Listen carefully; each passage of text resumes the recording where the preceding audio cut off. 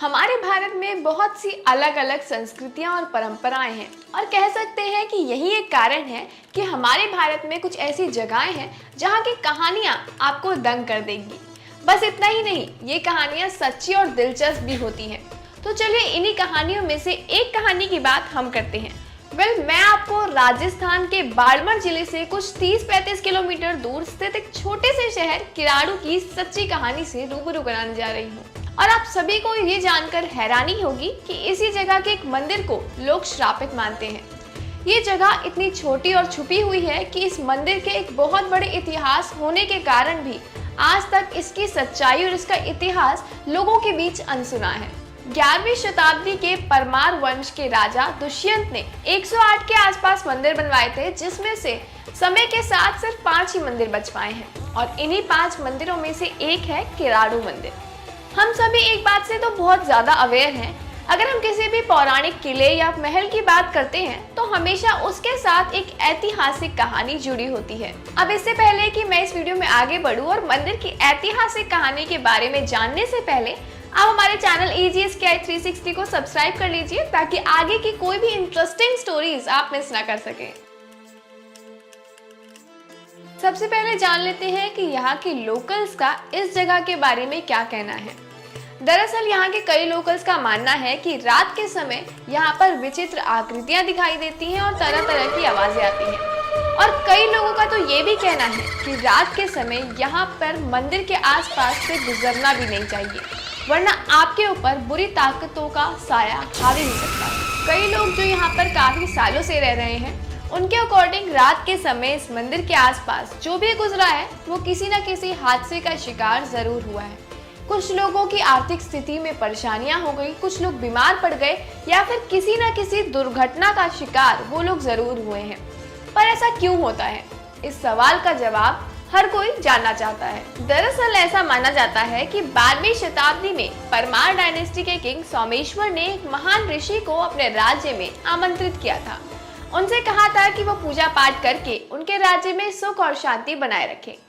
इसलिए क्योंकि राज्य में परमार तनुष्का के युद्ध के बाद काफी अशांति फैल गई थी, तो ऋषि मुनि अपने शिष्यों के साथ मंदिर में आए और उन्होंने भव्य हवन और पूजा की।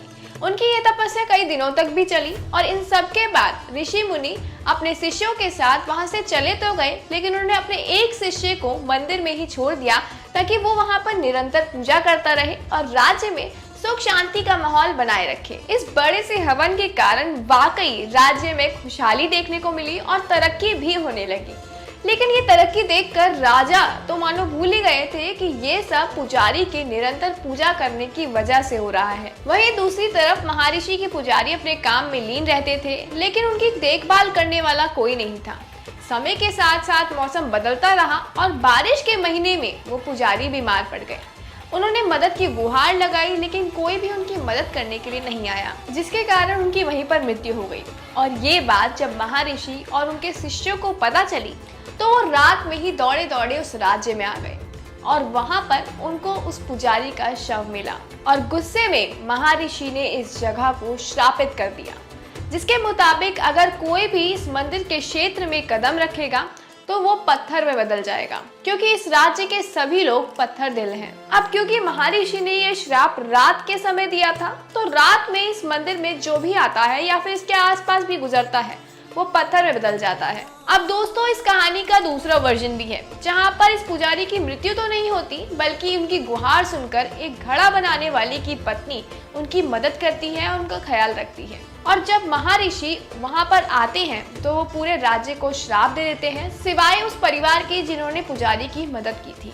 महर्षि कहते हैं कि शाम के समय पूरा शहर पत्थर में तब्दील हो जाएगा, लेकिन उस राज्य से ये घड़ा बनाने वाला परिवार शाम के समय निकल जाए। लेकिन दुर्भाग्यवश घड़ा बनाने वाले की पत्नी दोबारा से अपना घर एक आखिरी बार देखने आती है और वो भी राज्य में बाहरी हिस्से पर पत्थर में तब्दील हो जाती है। और ये पत्थर की मूर्ति आज भी राज्य के बाहरी ओर दिखाई देती है। अब हैरानी की बात यह है कि इतनी सिंपल सी कहानी का यहाँ के लोकल्स के बीच में इतना गहरा असर पड़ा है कि इतने साल बीत जाने के बाद भी यहाँ पर यहाँ के लोकल्स इस मंदिर के आसपास से भी नहीं गुजरते। आधुनिक समय में भी किराड़ू का मंदिर अपने कलाओं की वजह से फेमस था और धीरे धीरे ये एक टूरिस्ट प्लेस में बदल गया।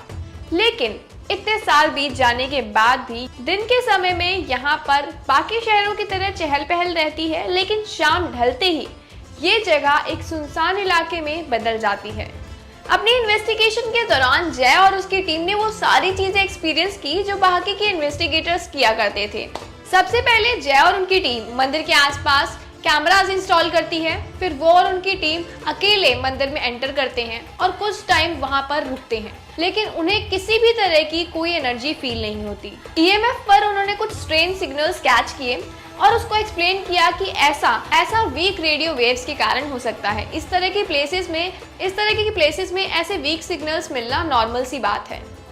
लेकिन फिर उन्होंने नोटिस किया कि अंदर का टेम्परेचर सडनली कम होने लगा है और जय ने इस चीज को ऐसे एक्सप्लेन किया कि टेम्पल के पिलर्स एक स्पेसिफिक स्टोन से बने हैं और दिन भर की धूप की वजह से वो गर्म हो जाते हैं।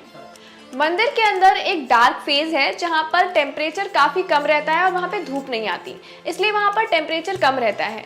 लेकिन जय ने अपनी इन्वेस्टिगेशन में ये एक्सपीरियंस किया और ये सब एक्सप्लेन भी किया। किराड़ू मंदिर के लोकल्स के अंदर इस तरह इस बात से जुड़ाव है, इस तरह इस बात पर विश्वास करते हैं कि ये सब साफ दिखता है कि यहाँ की चीजें उन लोगों को किस तरह प्रभावित करती हैं। इसी कारण वो छोटी छोटी चीजों से भी डरने लगते हैं। हाल फिलहाल में सूरज ढलने के बाद भी यहाँ पर आराम से लोग जाते हैं और सेफ महसूस करते हैं।